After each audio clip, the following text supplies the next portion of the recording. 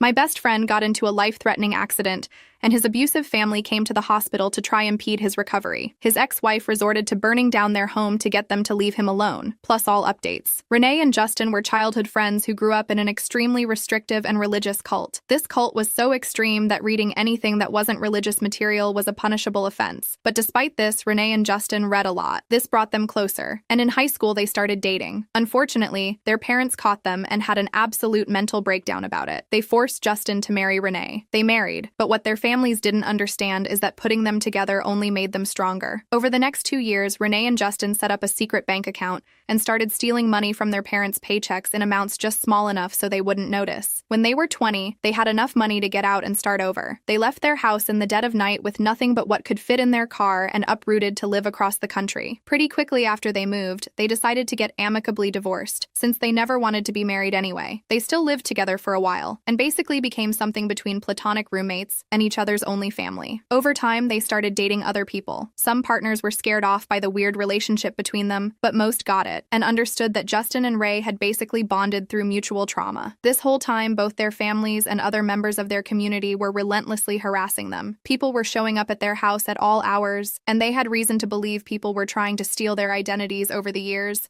though they'd fortunately both put a freeze on their credit, so nothing ever came of it. Then Justin had a bad accident, a really bad accident. He was on his bike and a car blew through a stop sign without slowing down and plowed right into him. He had to be rushed to the hospital and landed in the ICU. Ray was his emergency contact, and I was with her and some other friends when she got the call. I immediately drove her to the hospital with a couple of other people, and she was melting down, understandably. The hospital staff wouldn't let us all in when we got there, but they let Ray in. She came out periodically to let us know what was going on. Justin wasn't unconscious, but he was totally out of it and didn't seem to know she was there, probably from the painkillers, but she was convinced he had permanent debilitating brain damage, and basically the group of us were just soothing her and reassuring her it would be fine. A friend of ours who worked at the hospital as an MRI tech was also stopping by when she could on her breaks and calming down Ray. We'd been there all night and part of the day at this point, and the medical staff was giving us reason to be hopeful, but things got worse. To this day, no one knows how they found out, but 14 hours after Justin's accident, his parents,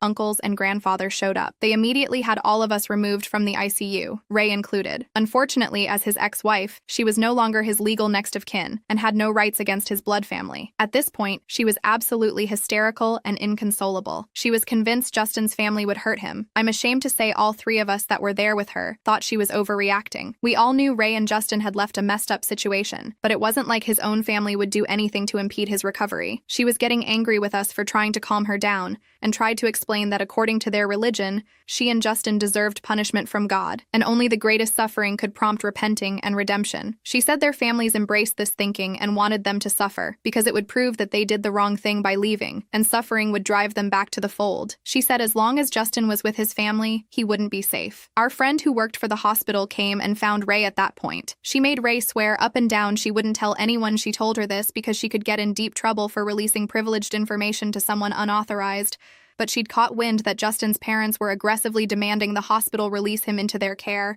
and they were involving lawyers. The hospital was currently refusing because Justin wasn't stable enough to leave, but our friend warned Ray that as soon as Justin got to be stable, or the lawyers scared the hospital enough, it's possible the parents would be able to take Justin. This shocked the rest of us. Realizing his parents were not only willing to remove Justin from the hospital that had saved his life in the condition he was still in, but were actively trying to do it, made us really get, for the first time, why Ray was going out of her head with fear. At this point, Ray snapped into do-or-die mode. Convinced that Justin was about to literally die if she didn't act, she decided she would do everything in her power to start a fire at home so that Justin's family would want to run back to put it out. And this wasn't too hard, because she had a lot of dirt on the whole community she came from. Like a madwoman, she started blowing the whistle all over Justin's family. She called the IRS's fraud hotline and detailed all the ways that the family business was committing tax fraud. She submitted an ATF tip about how that same family business was illegally selling firearms without a license and without following any of the proper protocols, and was knowingly selling firearms to convicted felons. She reported one of Justin's uncles for owning several firearms as a convicted felon. She also reported Justin's mom's unlicensed daycare business, which was apparently extremely shady, including having over 30 children packed into one house, with Justin's mom as the only adult, and many of the childcare duties being farmed out to Justin's 12 and 14-year-old sisters. She called CPS on Justin's uncles and his parents. In all of these reports, she provided extensive details. She finished her calls and emails, and then she waited. waited. We all waited for several hours, and nothing happened. Then, miraculously, Justin became lucid enough to understand what was going on and make his own decisions, and he kicked his family out again. From there began a slow but steady path to recovery. In all the relief and excitement to see Justin on the mend, we'd almost forgotten about Ray's campaign of desperation, until a couple of weeks later, when the screaming voicemails started pouring in to both of them. First, the business was being investigated by the IRS, then it was being investigated for illegal firearms dealing, then the daycare was getting investigated. At first, Ray felt a little guilty, but then she was like, you know what? No regrets. They would have unalived Justin. From what they've been able to piece together in the year and a half since this happened, the business has gone under, and the daycare is shuttered. The uncle is 6 months into a new 5-year prison sentence for firearm possession. CPS investigated, which scared the crap out of the family, but nothing really came of it. That said, the parents are now too scared to keep the kids home from school, and with the unlicensed daycare shut down, the mom's not exploiting her daughter's labor anyway, so she has no incentive to keep them home. So Justin's little siblings are at least getting their education. Justin and Ray are both happy and thriving. Justin, unfortunately, will never fully recover from the accident. He has some permanent neurological damage that results in tremors, but he's pumped to be alive, he can work a full-time job, he can still be pretty physically active, and as far as I'm concerned, he wins. Update. So since I last posted, of course, a lot has happened in the meantime. Ray and her girlfriend got engaged at the end of 2019,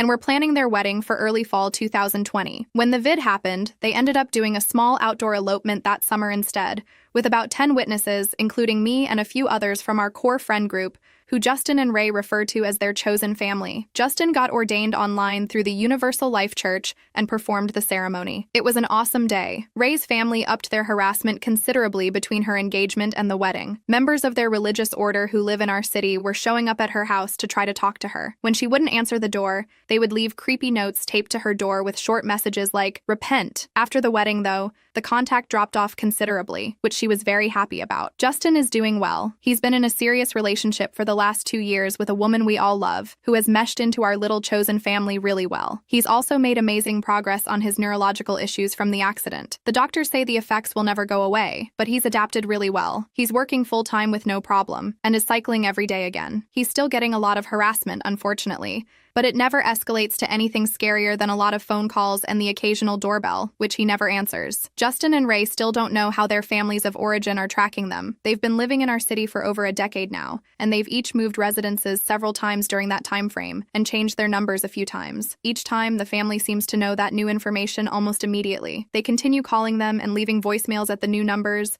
Members of their religious group are showing up at the new house almost immediately, etc. Justin was subletting for a couple of years in a gated condo complex, which was awesome while it lasted, since his family's emissaries couldn't get in. After my last post, I bullied them into getting a forensic sweep of all their devices and digital accounts, but it turned up nothing. No spyware on their devices, no logins to any of their accounts coming from their birth state, etc. Their social media is heavily locked down, privacy-wise, and even then they're both very careful about what they post. I've Googled both their names, and I'm not finding anything on those private database sites involving their info, so that part remains a mystery. I still welcome ideas on how their families are tracking them. The biggest update, though, is that Justin and Ray have become an informal lifeline out of their creepy hometown, which has been really cool to see. The oldest of Justin's little sisters was the first one. She turned 18 early last year and reached out to Justin on Instagram. She had been accepted to college, and her parents forbade her from going and had upped their strictness, including grounding her, because they were so ticked off she applied at all. Justin sent her a plane ticket, and she followed in his footsteps, packed up her essential belongings when her parents were both out of the house, and got the F out of Dodge. She stayed with him in our city,